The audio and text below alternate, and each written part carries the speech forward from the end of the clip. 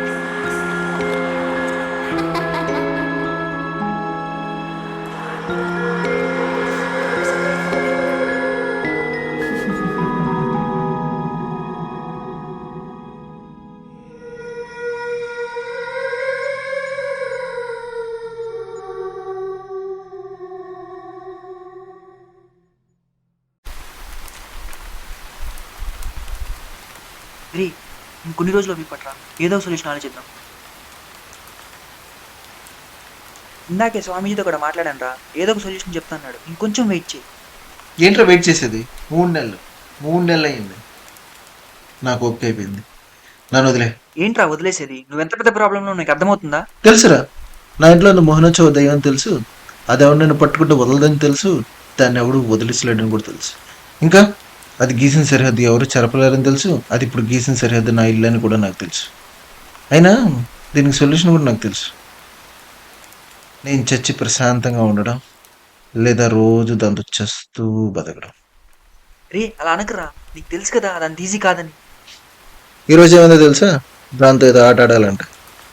గెలిస్తే నన్ను వదిలేస్తంట, ఓడిపోతే రే కానీ అది తెలుసురా, దాంతో ఆడి గెలవడం, నేను బతకడం రెండూ జరగవని. రే ఒక 2 days టైం ఇవ్వు, స్వామీజీతో మాట్లాడి ఏదో రకంగా సొల్యూషన్ తీసుకొస్తా.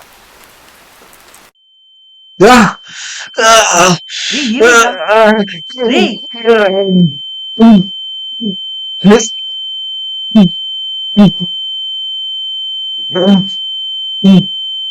రే నేను చాలాసేపోయినట్టుంది, నేను వెళ్ళాలి.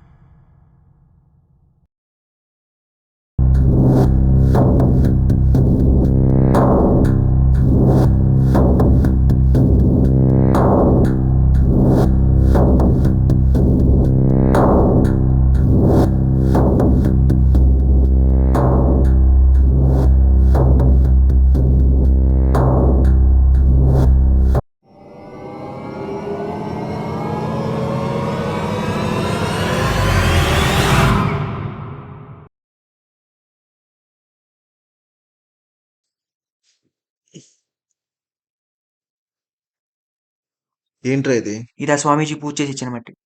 ఆ మోహినోత్సవాన్ని అంతం చేయాలంటే ఇది ఒక్కటే మార్గం. నువ్వు ఈ మట్టిని దాని మీద చల్లాలి. కానీ అది ఎప్పుడు ఎక్కడ ఉంటుందో ఎవరికి తెలుసురా? దానికి ఒక్కటే మార్గం. అది చెప్పిన ఆట నువ్వు వాడాలి.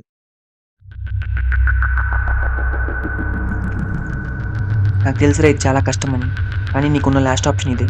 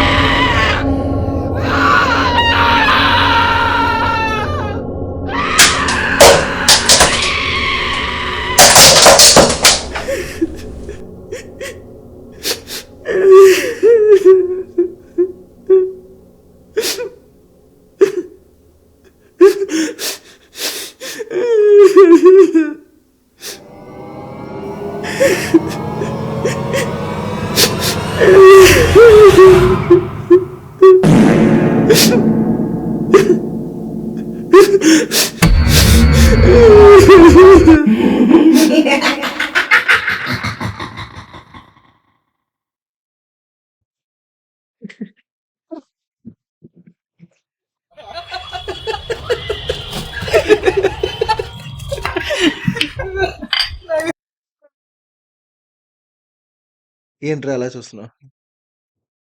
నిన్ను మళ్ళీ ఇలా చూస్తాను అనుకోలేదురా. ఆ రోజు ఒక్క సెకండ్ లేట్ అయినా టైంకి స్వామి ఇచ్చిన మట్టి దొరికింది కాబట్టి సరిపోయింది. లేదంటే హ్మ్, ఈ పాటికి పోయేవాడిని. ఇంతకీ ఆ దెయ్యం పేరేంట్రా? మర్చిపోయాను. ఆ, రే, నేను దాని గురించి అస్సలు మాట్లాడను. ఇంకా టాపిక్ వదిలే. అది కాదురా, దాని పేరు మో ఏదో ఉంది. రే, నేను నేను మర్చిపోయాను. నువ్వు కూడా మర్చిపో. ఆ!